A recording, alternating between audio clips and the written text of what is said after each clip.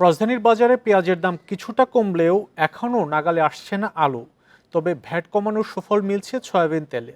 রাজধানী নগরীর বিভিন্ন বাজার ঘুরে দেখা যায় সপ্তাহের ব্যবধানে আলুর দাম কেজিতে বেড়েছে 5 টাকা পর্যন্ত, বিক্রি হচ্ছে 75 টাকা কেজিতে। কারণ হিসেবে সরবরাহ সংকট ও হিমাগার সিন্ডিকেটকে দায়ী করছেন বিক্রেতারা।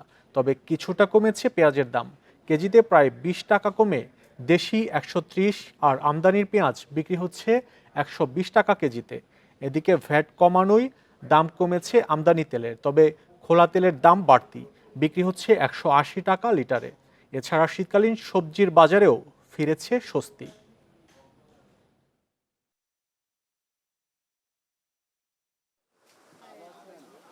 নতুন আলু তো আপনার পিছিয়ে হয়ে গেছে, এখনো আসতেছে না। নতুন আলু আসলে পরে কমার সম্ভাবনা। শুকনো পিসটা কম খায় তো, এই কারণে দামটা কমছে। আবার ইন্ডিয়ান পেঁয়াজও আসছে, এর ভেতরে ইন্ডিয়ান পাকিস্তান সব জায়গারই আসছে।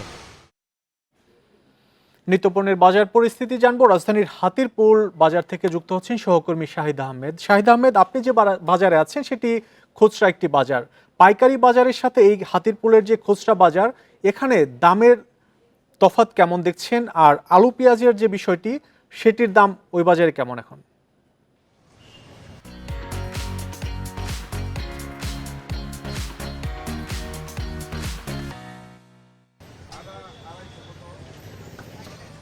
শরীফ, সকালে যখন কথা হয়েছে তখন রাজধানীর কারণ বাজার, আমি আপনার সাথে কথা বলার শুরুতে বাজারের চিত্র যদি একটু দেখাই।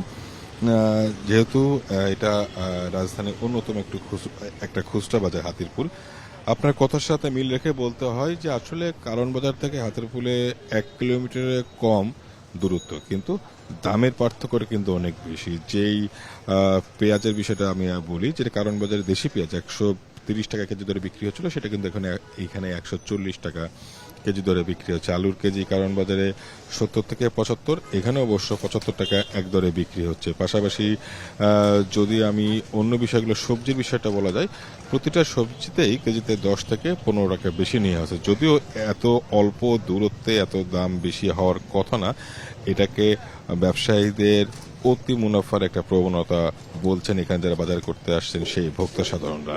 এরপরে আমি যদি সয়াবিন তেলের বিষয়টা বলে, প্রতি বছরই আসলে দেখা যায় যে এই রমজান আসার 3-4 মাস আগে থেকেই একটা কৃত্রিম সরবরাহ সংকট তৈরি করে বিপণন প্রতিষ্ঠানগুলো এবং সরকারের কাছে ভ্যাট কমানোর দাবি জানায়। এবং যখনই সরকার ভ্যাট শুল্ক কমায় তারপর থেকেই তারা কিন্তু বাজারে সরবরাহটা স্বাভাবিক করে।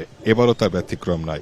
এখানে বলে রাখা ভালো যে দেশে হাতে গোনা 5 থেকে 6টি প্রতিষ্ঠান পুরো ভোজ্য তেলের বাজার নিয়ন্ত্রণ করে, সুতরাং তাদের হাতেই মূলত এই ভোজ্য তেলের বাজারটা জিম্মি। তবে খোলা তেল 185 এবং বোতলজাত 170 টাকা কেজি দরে লিটারে বিক্রি হচ্ছে। যদি এক কথা আপনাকে বলা হয়, রাজধানীর বাজারে আলু পেঁয়াজে কোনো স্বস্তি নাই। শীতকালীন সবজিটা কিছুটা কমলেও এখনো নাগালে আসে নাই। মূলত এই ছিল রাজধানীর বাজার পরিস্থিতির সবশেষ। রাজধানীর হাতিরপুল থেকে নিত্যপণ্যের বাজার পরিস্থিতি জানাচ্ছিলেন সহকর্মী শাহিদ আহমেদ।